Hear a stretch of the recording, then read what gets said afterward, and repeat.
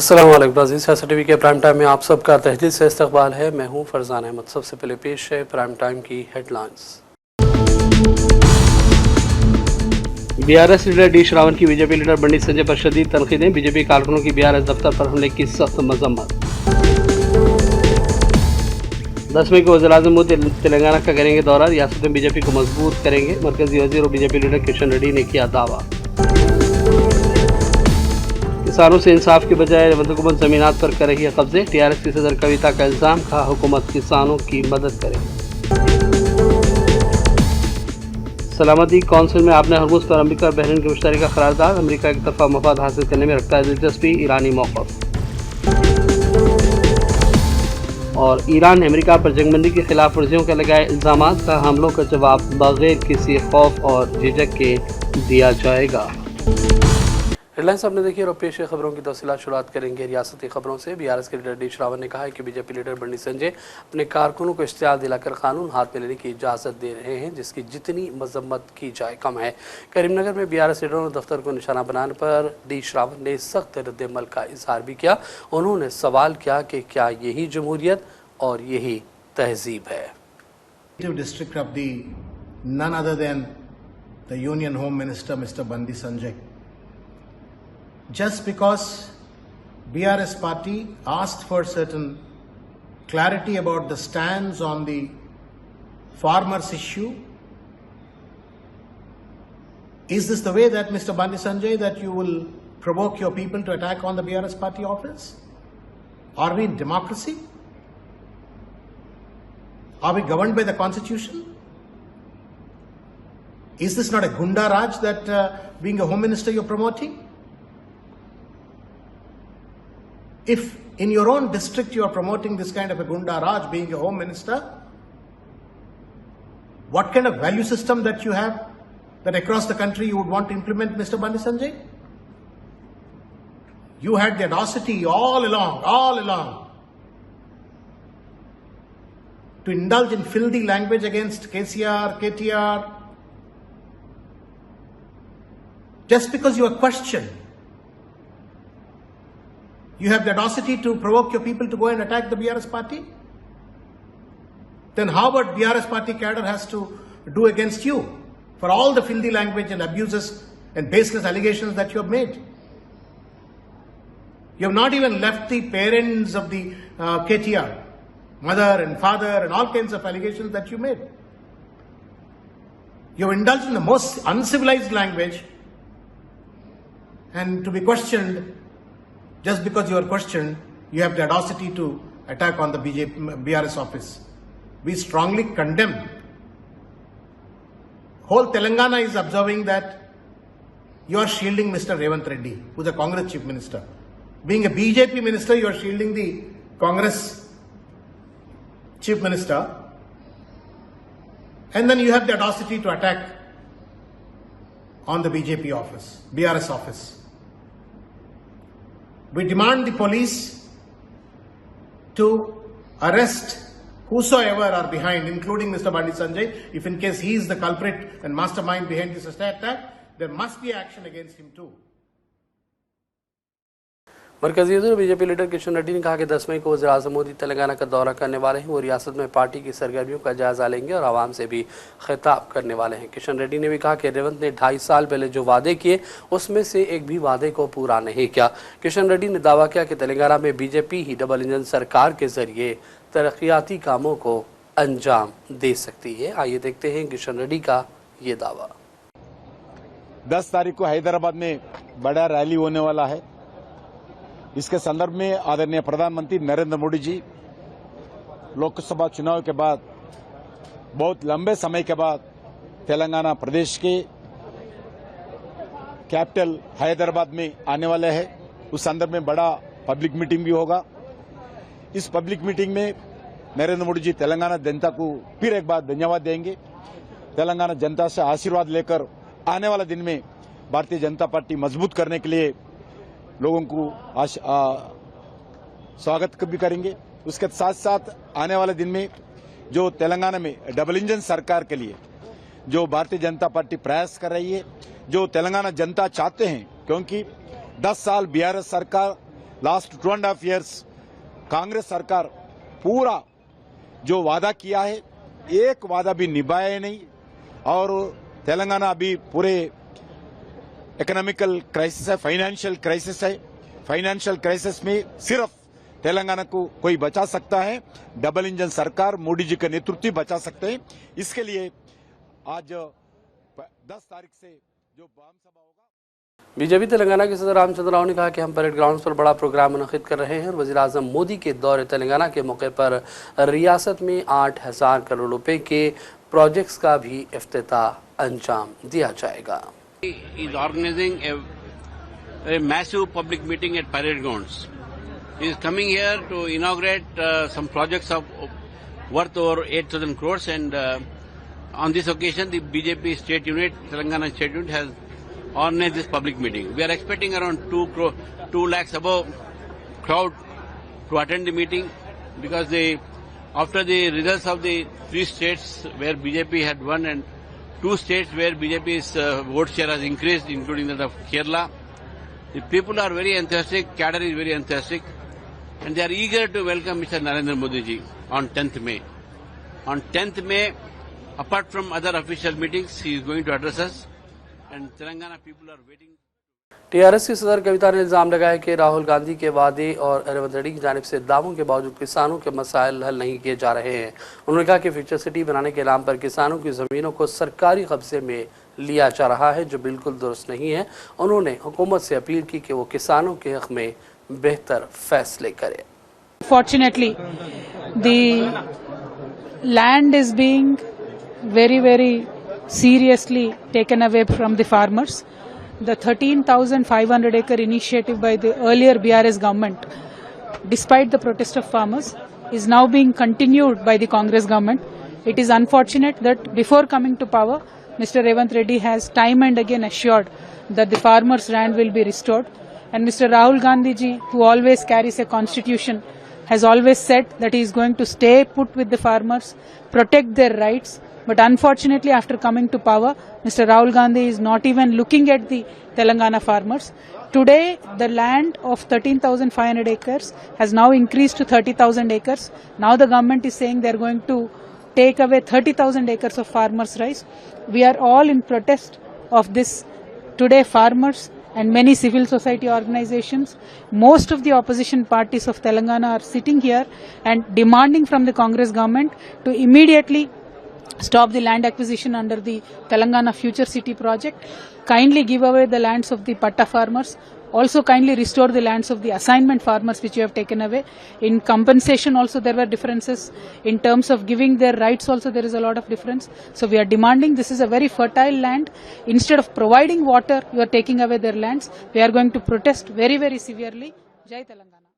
रियासती वजीर ट्रांसपोर्ट पूनम प्रभाकर की सालगिरह के मौके पर आज डिप्टी चीफ मिनिस्टर भट्टी विक्रमार्का ने प्रजाभवन में केक काटा और रियासती वजीर को सालगिरह की मुबारकबाद पेश की। इस मौके पर रियासती वजीर IT श्रीधर बाबू और दीगर शख्सियात भी मौजूद थे। इन अफराद ने पूनम प्रभाकर को मुबारकबाद दी और अपनी जानिब से नेक तमन्नाओं का इजहार किया।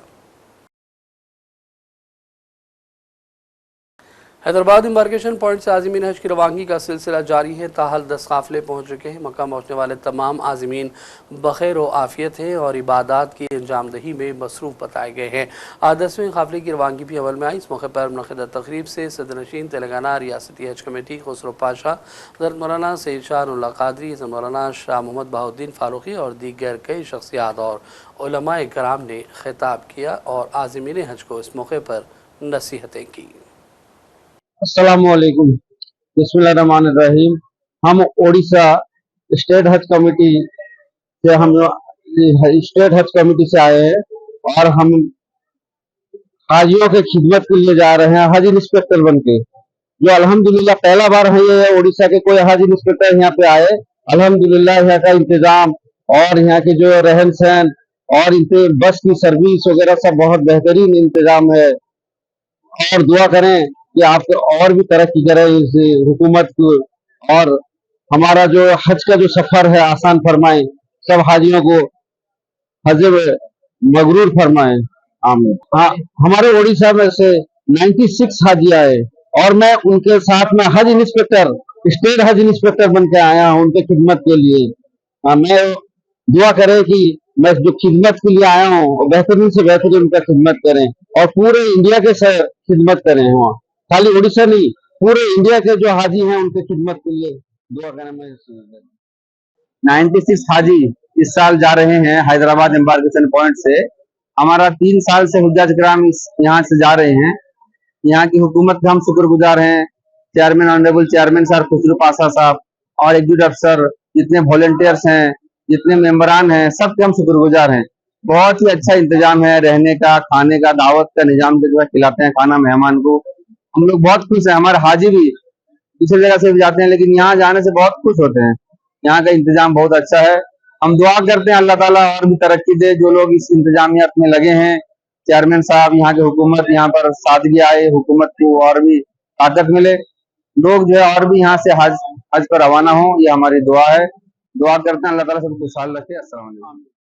चीफ मिनिस्टर तेलंगाना रेवंत रेड्डी ने आज़मीन हज के काफिले को झंडी दिखाकर रवाना किया। इस मौके पर रियासती वजीर मोहम्मद अजहरुद्दीन और दीगर कई शख्सियात भी मौजूद थे। माइनॉरिटियों का हिस्सा बराबर गिन के हमारे सरकार देने के लिए कोशिश कर रहा है और आगे भी हमारे सरकार माइनॉरिटी भलाइयों के लिए वो फॉरेन एजुकेशन के लिए 500 लोगों को हर साल हम भेज रहे। इस साल भी 500 लोगों का अलग माइनॉरिटी का, क्रिश्चियन का पहले इसमें हिस्सा थे, क्रिश्चियनों के लिए 100 अलग स्टूडेंट्स को फॉरेन एजुकेशन के लिए भेजने के लिए अलग बना दे के आज माइनॉरिटी स्टूडेंट्स को फॉरेन एजुकेशन में भी सरकार के तरफ से हम लोग मदद दे रहे हैं। कि आज मैं एक बात साफ कहना चाहता हूँ, पढ़े लिखे तो नौकरी मिलने का नहीं है। पहले सॉफ्टवेयर इंजीनियर का ये सब सारे नौकरी मिलते थे, मगर आजकल तो एआई आ गए। एआई के वजह से जो व्हाइट कॉलर जॉब से वो पूरा चला गया। आज ब्लू कॉलर जॉब के बहुत डिमांड है। माइनॉरिटी बच्चे ब्लू कॉलर जॉब में मतलब स्किल्ड लेबर है, जो काम सीखा है उनको लिखने का उसका नाम लिख सकता वो नहीं लिख सकता, मगर एक गाड़ी दे के उसको खोल के फिर बनाओ बोले तो 2 मिनट में वो गाड़ी खोल के फिर जमा करके फिटिंग करके देते। इसीलिए आज आईटीआई जमाने में थे, अभी आईटीआई में जो सिखा रहे वो आउटडेटेड हो गए। इसीलिए हम लोग ये आईटीआई को आज के तारीख में एडवांस टेक्नोलॉजी सेंटर बनाए। खाली नामपल्ली विजयनगर कॉलोनी में 4 एटीसी को हम बनाए कि माइनॉरिटी बच्चे काम सीख लिए। आज के तारीख में जो भी काम सीखा है, काम को आज तेलंगाना में उनको नौकरी मिल रहा है। इसीलिए मैं इस मंच से जितने भी हमारे माइनॉरिटी भाई लोग इधर आए, मेरे तरफ से एक ही गुजारिश है, डॉक्टर इंजीनियर पढ़े तो नौकर मिलने वाले नहीं मिलने वाले मुझे पता नहीं। अगर आप अमेरिका जाना है तो वीसा मिलने वाला है नहीं मिलने वाला है मैं नहीं बोल सकता हूँ। आप लोग काम सीख लो। काम सीख लिए तो जर्मन, जापान, साउथ कोरिया जो देश है बहुत अच्छा तरक्की कर रहा है। 1 lakh, 1.5 lakh, 2 lakh, 3 lakh, not only middle east countries. जो सॉफ्टवेयर इंजीनियर वाला जा रहा है अमेरिका में जा रहा है, जो काम सीखे वाले मिडिल ईस्ट कंट्री जा रहे हैं। भाई मिडिल ईस्ट कंट्री और अमेरिका के बीच में जो जर्मन, जापान, साउथ कोरिया जैसा देश तरक्की किए सो देशों में बहुत सारे नौकरियां हैं। इसीलिए आज एटीसी में हम लोग हर महीना 2-2 हज़ार उन लोगों को स्कॉलरशिप देना चाहता है इस आने वाले एकेडमिक ईयर में अपने माइनॉरिटी बच्चों को। प्रिंसेस सीसन गर्ल्स स्कूल की डायरेक्टर मुहतरमा सुल्ताना नज़ीर हसन ने सियासत टीवी से बातचीत की और कहा कि स्कूल की तालिबात ने आईसीएसई में हर साल की तरह रवा साल भी शानदार मुजाहरे किए हैं और 100% नतीजे आए। 3 लड़कियों ने टॉप किया है और 96.4% नंबरात हासिल करते हुए नुमाया मुकाम हासिल किया। उन्होंने कहा कि टीचर्स ने बेहतरीन खिदमात अंजाम दी हैं, इसलिए वो असातिज़ा की भरपूर सताइश करती हैं। अस्सलाम वालेकुम। अल्हम्दुलिल्लाह हर साल की तरह princess season girls high school का आईसीएसई का रिज़ल्ट इस साल भी 100% रहा और खुशी की बात यह है कि जो टॉपर है 96.4% जो हाईएस्ट परसेंटेज है वो 3 लड़कियों को मिला है। ये बहुत खुशी की बात है। That is 3 students have got the same percentage 96.4 और हमारी कई लड़कियाँ कंप्यूटर साइंसेज में, मैथमेटिक्स में और हिस्ट्री ज्योग्राफी में 100% मार्क्स लाए हैं। ये भी बहुत अच्छी बात है। इसमें जो है बच्चों की मेहनत भी है, पेरेंट्स का कोऑपरेशन है। मैं हमारे टीचर्स की ख़ास तौर पर तारीफ़ करूँगी, क्योंकि ओल्ड सिटी में जैसा आप लोगों को मालूम है ICSE पढ़ाने वाले प्राइवेट ट्यूटर्स नहीं मिलते, तो पूरी मेहनत जो है टीचर्स की और स्कूल की होती है इनको बोर्ड एग्ज़ाम के लिए तैयार करने में। तो मैं टीचर्स के काम को बहुत ज़्यादा अप्रिशिएट करूँगी और बोलूँगी कि इनकी मेहनत है, और इंशाल्लाह उम्मीद है कि आगे भी ये लोग टीचर्स भी ऐसी मेहनत करेंगे, पेरेंट्स भी कोऑपरेट करेंगे और लड़कियों का रिजल्ट इसी तरह। और अब लेते हैं छोटा सा ब्रेक के बाद दोबारा हाजिर होंगे। अपनी परेशानियों को दूर करें। खुदा ने परेशानियों को दूर करने का अहम रास्ता जवाहरात यानी कि पत्थरों की ताकत में रखा है। बिजनेस के मसले, जॉब नहीं मिल रहा है, दौलत नहीं आ रही है, बीमारियां पीछा नहीं छोड़ रही है, बच्चों के मसले, मियाँ बीवी के मसले, एक परेशानी जाती नहीं कि दूसरी आ जाती है। डॉक्टर निसार के 25 साल तजुर्बे और पत्थरों के महारत के जरिए परेशानियों का हल पाएं। राशि स्टोन्स इंडिया पर आएं और अपने प्रॉब्लम्स को दूर करवाएं और अपनी जिंदगी को असली जवाहरात की ताकत से बदलें। एक कॉल 9912041041 पर करें और कामयाबी हासिल करें। हमारा पता है राशि stones India, the Leela hotel के पीछे, road number 3, Banjara hills, Hyderabad. सियासत टीवी की न्यूज़ बुलेटिन में फिर एक मरतबा आपका खैर मकदम है। DGP CV आनंद ने कहा कि उन्होंने एंटी नारकोटिक्स ब्यूरो के दफ्तर का दौरा किया और ईगल फोर्स के कामों से में दीगर कारकर्दगी का भी मुशाहिदा किया। उन्होंने ड्रग्स के खिलाफ कार्रवाई करने वाले एहलकारों से भी मुलाकातें की और कहा कि गैर समाजी अनासर के खिलाफ कार्रवाई के लिए मुश्तरका जद्दोजहद और कोशिशें ज़रूरी हैं। कोई एक हुकूमती शोबा इस काम को अंजाम नहीं दे सकता। This is my first review, or another 30-40 departments are left to be reviewed. So, as we all know, this narcotics issue is the #1 priority of the state government, and in reality also, this is the problem which is troubling everyone in the country. It's not only in Telangana, and it has to be tackled, and the people are looking forward to the police only to tackle this. So, over the past 3.5-4 hours, the director, Sandeep Shandilia, has given a presentation. We have discussions on what all they are doing, what all has the work turned out, and the results which have been obtained, the awareness campaign which is being taken up. All these have been highlighted, and they have been doing excellent work for the last 2.5 years, where operations, interstate operations in Goa, Delhi, Agra, Calcutta have been conducted. Large seizures have been made. Interstate operations have been conducted.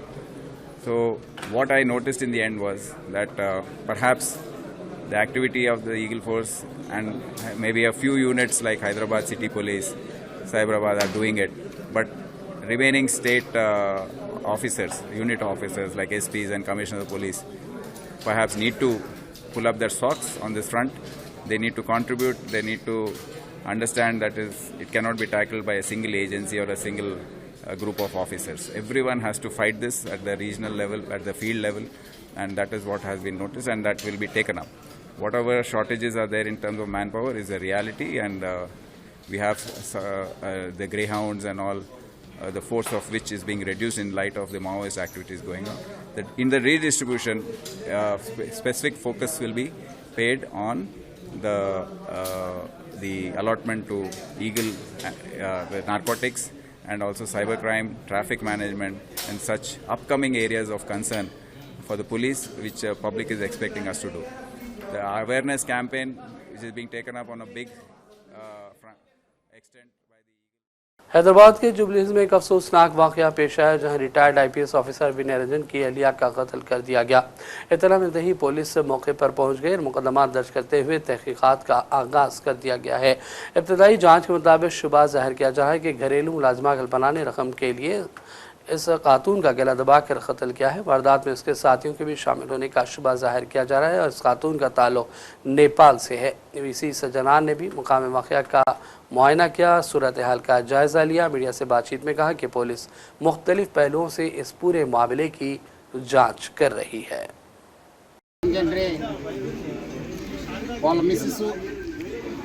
Tanuja Ranjan గారు ఒక murder for gain కావడం జరిగింది। ఈ offence తెల్లారుజామున 2 గంటల అయిందని చెప్పి మనం అందాజు చేయడం జరుగుతుంది దొరికిన ఆధారాల పైన। ఇది ఒక నేపాలీ గ్యాంగ్ పనిచేసిందని చెప్పి మనము ప్రాథమిక అంచనా తెలియడం జరిగింది. కొన్ని క్లూస్ దొరకడం జరిగింది.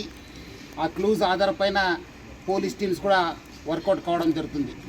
సో ముఖ్యంగా ప్రజలందరూ కూడా కోరుతున్నాను, మీరందరూ కూడా మీ ఇంట్లో మనం చాలా గత ఒక 2 నెలల నుంచి ప్రజలందరూ కూడా అప్రమత్తం చేస్తున్నాం.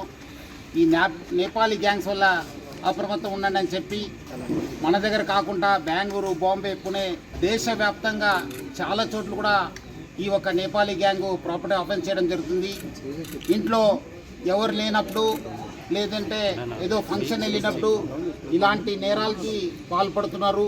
ఇక్కడ మన రిటైర్డ్ డీజీ గారు బయటికి వెళ్ళినప్పుడు వేరే ఊరికి వెళ్ళినప్పుడు ఈ ఒక ఆఫెన్స్ జరగడం జరిగింది. పిల్లలు పైన ఉండడము, మేడం కింద ఉండడంతో పైన ఉన్న పిల్లలకి తెలియలేదు. సో బయట నుంచి వచ్చి ఇక్కడ ఇంట్లో పనిచేసే ఒక లేడీతోని వాళ్ళు కాంటాక్ట్ పెట్టుకొని ఈ నేరానికి పాల్గొన్నారని చెప్పి మనకు ప్రాథమికంగా తెలుస్తుంది. మన సీనియర్ ఆఫీసర్స్ అందరూ కూడా దీనిపైన ప్రత్యేక శ్రద్ధ పెట్టేసి డెఫినెట్లీ ఈ గ్యాంగ్ని పట్టుకోవడానికి కృషి చేయడం జరుగుతుంది. ఇప్పుడే మన రాష్ట్ర డీజీపీ సివి ఆనంద్ గారు, అట్లానే మన DGP law and order Mahesh Bhagwat గారు అందరు కూడా ఈ యొక్క సీన్ని విజిట్ చేయడం జరుగుతుంది. డెఫినెట్లీ ఈ కేసుని और भाई नाज़रीन करेंगे चंद अहम कौमी और आलमी ख़बरों की जानिब। कांग्रेस लीडर अलका लंबा ने प्रेस कॉन्फ्रेंस की। उन्होंने कहा कि क्राइम रिपोर्ट्स के मुताबिक ख़वातीन के ख़िलाफ़ मुसलसल मज़ालिम के वाक़यात पेश आ रहे हैं। उन्होंने कहा कि मोदी हुकूमत की जानिब से बेटी बचाओ के नारे खोखले साबित हुए हैं और नेशनल क्राइम ब्यूरो की रिपोर्ट्स ये सब जाहिर करती हैं। 1000 महिलाओं ने अपनी शिकायतें उत्तर प्रदेश में दर्ज की हैं और सरकार ये नहीं बता रही है कि मामले तो दर्ज हुए, अपराध हुआ, लेकिन न्याय कितनों को मिला, कितनों को फांसी और सजाएं मिली। हम सरकार से कहेंगे कि इस आंकड़ों के साथ हमें वो भी जानकारी दीजिए जहां पर सरकार कहे कितने लाख मामलों में इतनी बेटियों को न्याय मिल गया और इतने अपराधियों को हमने खास तौर से पोक्सो के तहत नाबालिग बच्चियों के अपराधियों को फांसी के तख्तों पर चढ़ा दिया है। एक भी मामला आज देश में सुनने और देखने को नहीं है जहां पर भाजपा की डबल इंजन की सरकारें खोखले नारे बेटी बचाओ के दे रही हैं और वहां पर न्याय मिल रहा हो। दूसरा राज्य भी भाजपा का राज्य है, महाराष्ट्र, भाजपा की डबल इंजन की सरकार। देश में महाराष्ट्र महिलाओं के अपराध के मामले में दूसरे नंबर पे खड़ा है। 47,000 लगभग 48,000 महिलाओं ने, बेटियों ने यहां पर भी अपनी शिकायतें दर्ज की हुई हैं, कोई न्याय नहीं। तीसरा, फिर से भाजपा शासित राजस्थान भाजपा डबल इंजन की सरकार में 36,000 बहन बेटियों के साथ जो है दुष्कर्म, बलात्कार हुए और मामले दर्ज हैं, कोई सुनवाई नहीं, कोई न्याय नहीं। पश्चिम बंगाल, जहां पर अभी टीएमसी की सरकार थी, भाजपा वहां पर महिला सुरक्षा का मॉडल लेकर गई, लेकिन अगर उत्तर प्रदेश, महाराष्ट्र और राजस्थान के मॉडल पहुंच पाए होते तो मुझे बिल्कुल भरोसा है कि भाजपा की सरकार पश्चिम बंगाल में कभी नहीं बनती। बहरीन और अमेरिका ने अक़वाम मुत्तहिदा की सलामती कौंसिल में करारदाद का मसौदा पेश किया, जिसमें ईरान से आब नहरूज में हमले बंद करने का मुतालबा किया गया। इस करारदाद को सऊदी अरब, कतर, यूएई और कुवैत की तायद हासिल है। यूएन में बहरीन के मुस्तक़िल सफ़ीर जमाल फारिस ने कहा कि आब नहरूज न सिर्फ खलीजी खत्ते के इस्तेहकाम और खुशहाली के लिए अहम है, बल्कि आलमी मईशत के लिए भी रीढ़ की हड्डी की हैसियत रखती है। उन्होंने कहा कि इस आबी गुज़रगाह को महफूज, पुरअमन और मुकम्मल तौर पर खुला रखना ज़रूरी है और इस मकसद के लिए मुश्तरका इक़दामात भी नागुज़ीर है। हालिया करारदाद के मुसवद में ईरान से मुतालबा किया गया कि वह आब नहरूज में मालबरदार बहरी जहाज़ों पर हमले और धमकियाँ फौरी बंद करें और समंदरी रास्ते बारूदी सुरंगें बिछाने और गैर कानूनी टोल टैक्स वसूल करने से बाज आ जाए। अक़वाम मुत्तहिदा की जानिब से आब नहरूज में इमदादी राहदारी कायम करने की कोशिशों में शिरकत का भी जिक्र किया गया। ईरानी सफ़ीर अमीर सईद इरवानी ने कहा कि इस करारदाद के मुसवदे को नाक़िस और एक तरफ़ा करार दिया जाता है। उन्होंने कहा कि इन इक़दामात का मकसद आब नहरूज में आज़ाद बहरी आमदोरफ्त का तहफ़्फ़ुज़ है, जबकि ज़मीनी हक़ाइक़ इसके बरक्स है। Current situation, the unlawful military aggression and the use of force by the United States and the Israeli regime against the Islamic Republic of Iran. The present crisis is the direct result of the unlawful war imposed by the United States since 28 February. The draft falsely accused Iran of violating ceasefire of 8 April, while deliberately concealing materials fact. It also attributes serious violation to Iran, including attacks on vessels and placement of sea mines. without presenting credible and verified evidence. The allegation of placing sea mines in the strait attributed to Iran by the sponsors of the draft resolution is entirely misleading and serves political objectives. It ignores the unlawful maritime blockade imposed by the United States, as well as attacks on the seizure of Iranian vessels. These actions constitute a material breach of the ceasefire, violation of the prohibition on the sea of force, and serious infringement of freedom of navigation. The sponsors of the draft selectively invoke international law, including the United Nations Convention on the Law of the Sea, while disregarding the United States' own egregious violations. Furthermore, the claim that the current situation constitutes a threat to international peace and security has no objective or credible basis. The invocation of Chapter 7 of the Charter is wholly unjustified, disproportionate, and based on politically motivated allegation and itself further military objectives.